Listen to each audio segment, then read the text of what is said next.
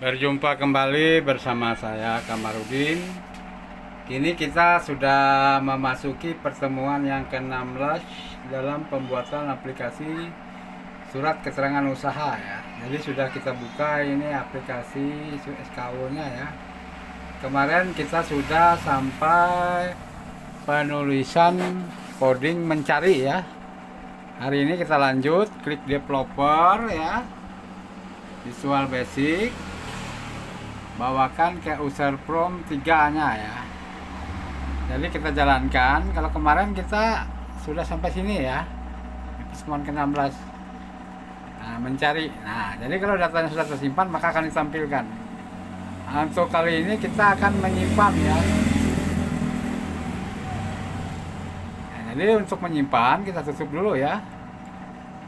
Nah, double klik di coding menyimpan ini ya. Nah, jadi kita pastikan aja codingnya sudah saya tuliskan seperti ini ya. Tombol simpan dim ws as workset, maksudnya memberikan batasan ya. Kalau ketikan codingnya nanti ws itu artinya workset ya. Nomor sama dengan pembubuk ya. Jadi nomor itu mewakili pembubuk ya, untuk nanti melakukan pencarian ya. Jadi data yang ada di user prompt pembubuk itu adalah nomor ya. Set WS sama dengan worksite pemohon SKU. Jadi mengaktifkan worksheet pemohon SKU ya. Jadi worksite itu worksheet yang ada di Excel untuk kemarin ya. With worksite. Nah, jadi with ini mewakilkan perintah. Setelah with ini nanti ditulis berikutnya adalah titik aja ya.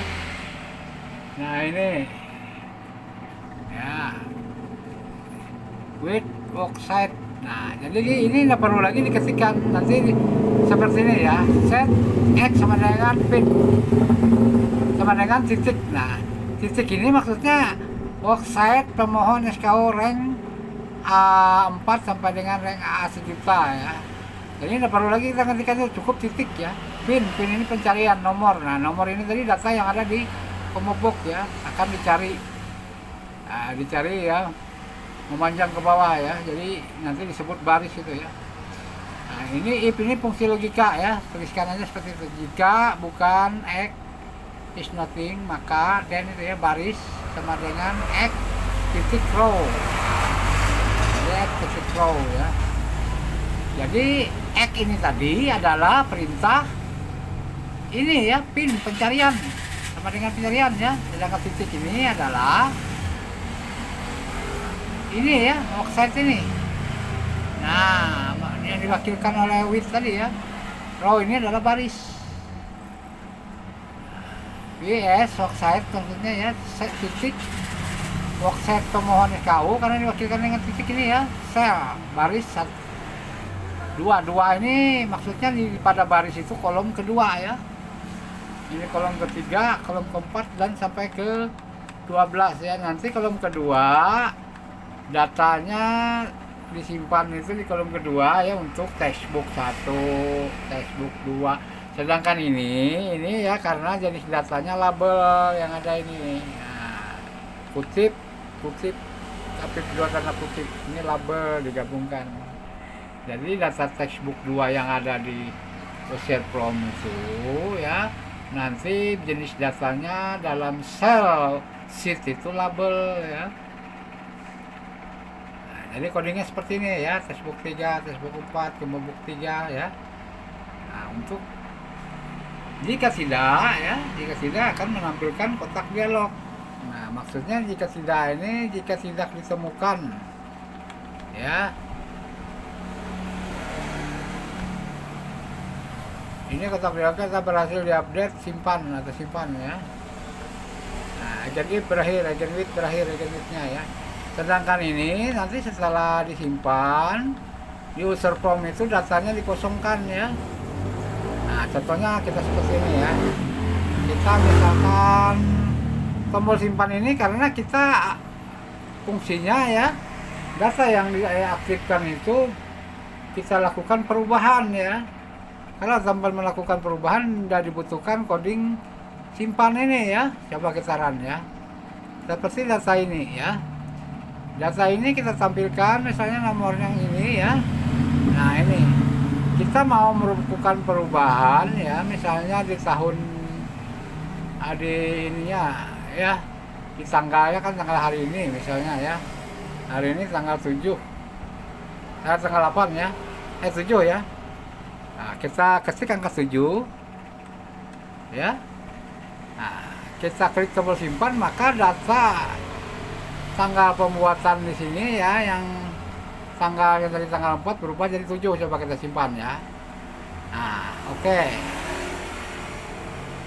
Jadi data tombol perintah setelah simpan itu dia menjalankan penghapusan data di combo book dan textbook ini ya.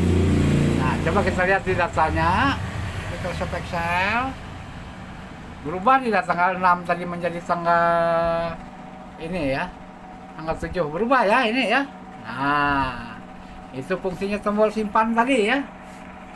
Jadi codingnya tadi saya ulang ya, developer Visual Basic, di user prompt 3 double klik di tombol simpan ini ya. Ini codingnya ya. Nah, saya besarkan ya. Nah, ini codingnya. Jadi bisa kalian screenshot ya, kalian cetak atau kalian lihat di buku manual yang sudah saya berikan ya. Nah, sedangkan yang textbook 1 flow sama dengan kutip-kutip ini mengosongkan ya setelah kita mengklik tombol simpan tadi. Nah, kemudian kalau combo box 1 set fokus itu maksudnya setelah kita run ya, kita memanggil gini ya, kita memanggil. Nah, kan aktif ya. Kita lakukan perubahan, misalnya sudah, kita klik tombol simpan, maka ini kotak dialognya ya, petunjuk nomor surat keterangan pada daftar dengan mengklik. Nah, maksudnya kalau kita mau memilih ya ke sini ya. Nah, jadi yang combo box 1 titik set fokus itu tadi, agar kursor yang kedip-kedip ini langsung ke combo box 1 ini ya. Jadi kalau kita mau menampilkan lagi ya data pemohon surat keterangan yang sudah ada di database-nya, tinggal kita klik yang segitiganya, maka ada daftar listnya ya, daftarnya. Misalnya yang nomor 3 ini ya. Nah, misalnya mau dirubah tanggalnya lagi, tinggal bawa aja kursor ke situ ya, kita rubah, tinggal kita kita klik tombol simpan ya. Kalau tidak ada codingnya maka tidak akan berubah ya. Makanya fungsi coding yang kita sampaikan hari ini ya tadi ya, double klik ya untuk menyimpan perubahan data yang kita lakukan ya. Jadi yang tepatnya di sini apa ini ya? User prompt 3 ini judul label ini ya. Data pemohon surat keterangan usaha. Sebetulnya di sini tambah database-nya ya, database. Jadi kita tambah aja database. Ini yang kita bawa ke captionnya ya. Database ini maksudnya datanya sudah ada ya, sudah terekam. Nah, baru bisa kita aktifkan seperti ini ya. Nah, kalau kita run misalkan seperti ini kan data di list ini kan sudah ada ini ya. Nah, seandainya sini kita robah jadi 4, maka dia tidak ada. Nggak bisa ya. Nah, nggak bisa, nomor belum ada katanya. Nggak bisa ya.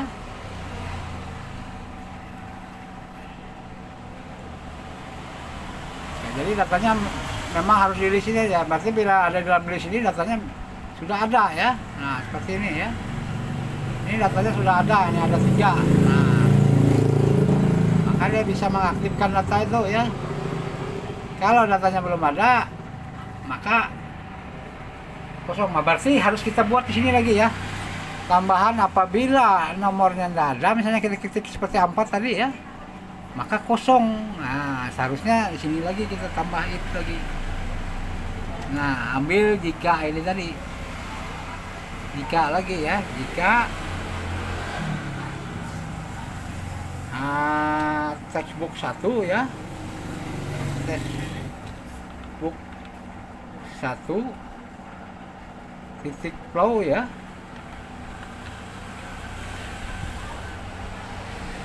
Nah, Kalau gitu ya, sama dengan kosong, tulis den ini ya. Nah, maka kita ambil aja ini.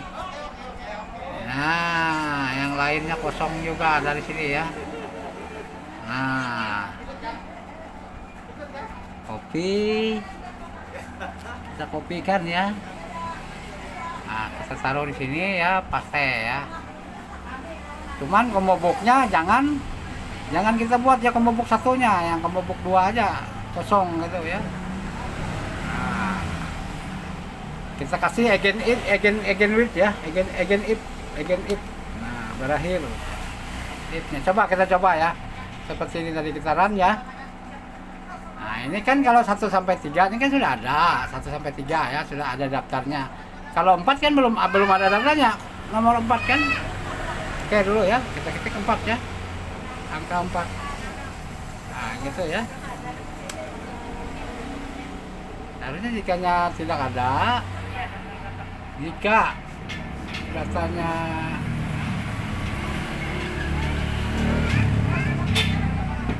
tidak ada ya,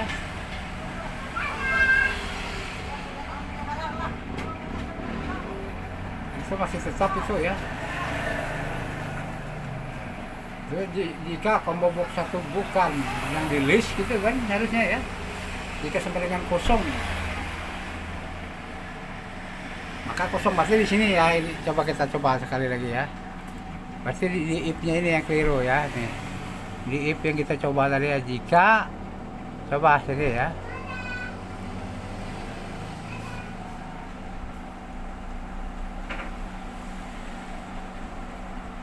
Oh, itu pilihan bukan inputan ya. Kalau inputan textbook, berarti di sini ini memang harus kita hapus saja.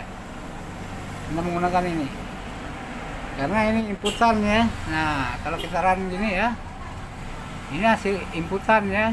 Nah, nggak bisa diedit. Nah, inputan gitu ya. Kalau dia memang nggak ada nomornya di situ ya, nggak ada dia. Itu ya. Nah, jadi untuk pertemuan ke-16 cukup sampai di sini dulu ya. Jadi kalau kita simpan tadi kan rasanya jadi kosong ya. Namun sudah di sini sudah yang perubahan sudah tersimpan di websitenya ya. Nah, mudah-mudahan kita dapat berjumpa kembali di pertemuan ke-17 nanti ya. Apa ya pertemuan kita ke-17 nanti? Ini jangan lupa jawab save ya. Nah, save gitu ya agar tersimpan. Pertemuan kita ke-17 nanti command bottom untuk hapus ya. Nah, misalnya kita ingin menghapus data, cuman yang kita hapus itu datanya bukan nomor suratnya ya. Karena kalau kita masukkan juga penghapusan langsung sama nomor-nomor suratnya, maka nomor-nomor surat yang sudah ada itu bisa kacau ya. Nomornya bisa double.